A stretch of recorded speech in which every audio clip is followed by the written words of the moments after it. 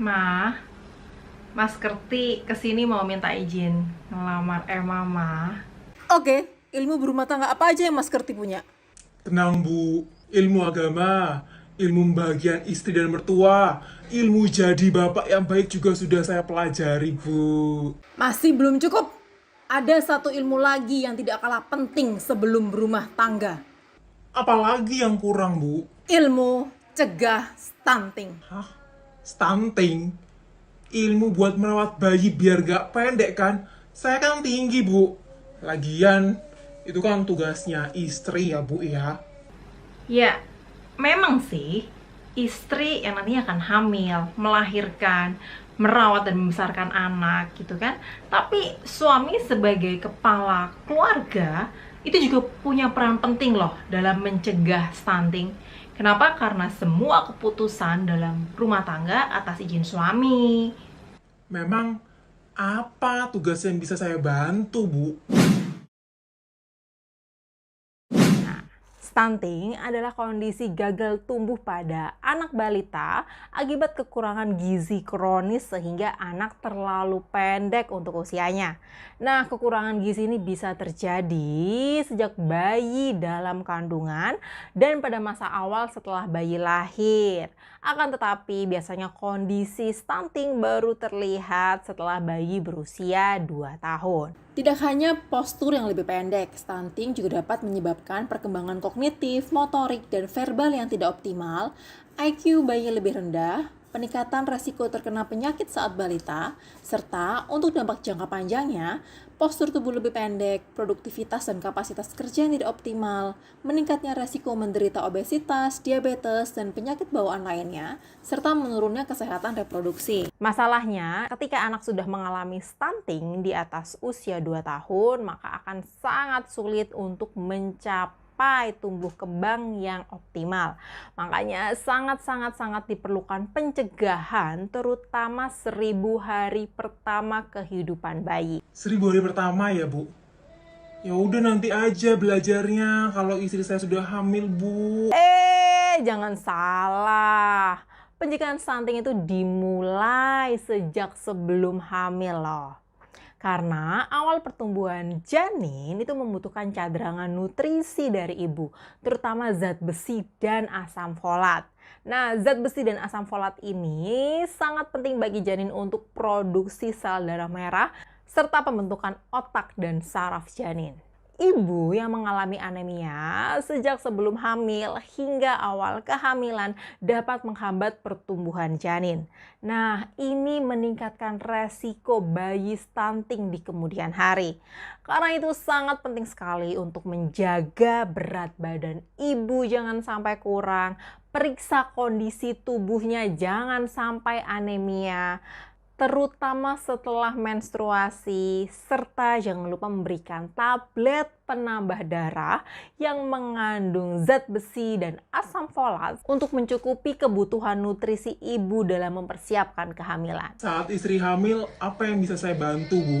Jadilah suami yang siaga, siap antar jaga. Pastikan istri hamil di usia yang matang di atas 20 tahun. Temani dan ingatkan istri untuk melakukan pemeriksaan antenatal care minimal 6 kali selama kehamilan, yaitu 2 kali di trimester pertama, 1 kali trimester kedua, dan 3 kali di trimester ketiga dengan minimal 2 kali ke dokter. Berikan ibu hamil nutrisi yang seimbang dan tablet penambah darah sesuai dengan dosisnya. Pastikan ibu hamil memiliki buku KIA yang terbaru dan pelajari tanda-tanda bahaya kehamilan agar dapat segera membawa ke fasilitas kesehatan jika tanda bahaya itu muncul. Jangan lupa untuk selalu jaga kesehatan ibu hamil hingga melahirkan di usia cukup bulan, yaitu 39 sampai 40 minggu. Siap Bu. Setelah bayi lahir nanti tinggal dikasih susu yang tinggi nutrisi aja kan, biar nggak stunting Bu. No, salah ya. Setelah bayi lahir, pastikan mendapatkan IMD atau inisiasi menyusui dini. Inisiasi menyusui dini ini adalah proses bayi menyusu segera setelah dilahirkan. Oke, jadi bayi dibiarkan mencari puting susu ibu sendiri dan melakukan kontak kulit langsung dengan ibunya. IMD bermanfaat untuk membantu meningkatkan daya tahan tubuh bayi. Sangat membantu dalam keberlangsungan untuk pemberian ASI eksklusif dan lama menyusui.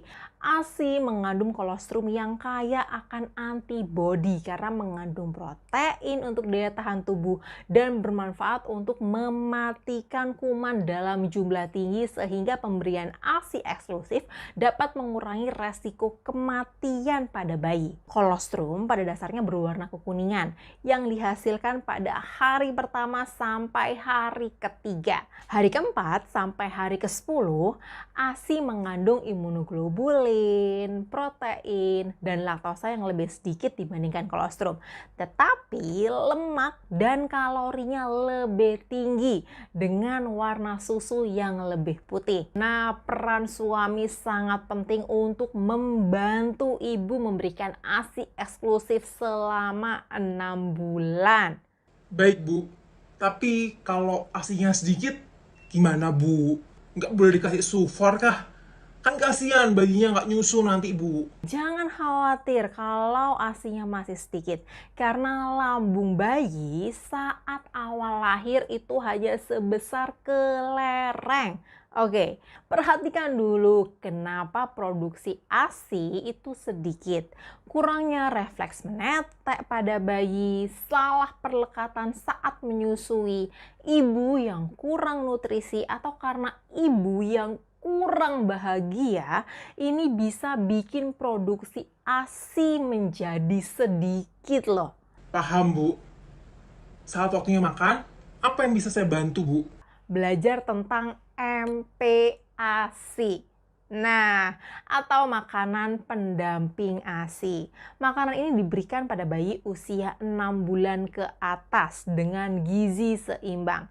Perhatikan juga tekstur dan nutrisinya sehingga dengan ASI dan MPASI bisa meningkatkan berat badan bayi sesuai dengan usia. Selain itu jangan lupa untuk membawa bayi rutin ke posyandu setiap bulan ya, untuk mengukur status nutrisi serta berbagi ilmu dengan kader tentang tumbuh kembang bayi.